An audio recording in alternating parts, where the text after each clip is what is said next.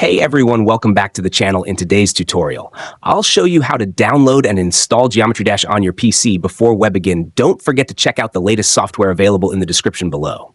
Now let's dive right in. You might be asking yourself, Geometry Dash is a mobile game. How can I play it on my computer? Well, I've got you covered. The best way to play it on your PC is through Steam.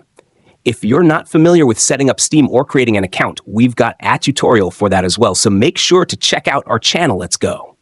Ahead and open Steam on your computer by default. Once you launch the Steam app, it will take you directly to the Steam store. At the top right of the store page, you'll see the search bar. Click on it and type in Geometry Dash, hit enter, and the game will appear in the search results.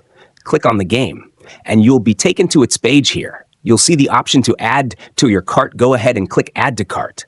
After that, you'll be redirected to the shopping cart page. You have two options. You can either buy the game for yourself, or if you want to gift it to someone else, you can choose that option. Once you've completed your payment, you can proceed to finalize the purchase. Once the purchase is complete, you'll have the option to download the game. If the download prompt doesn't appear immediately, you can head over to your library at the top of Steam and search for Geometry Dash.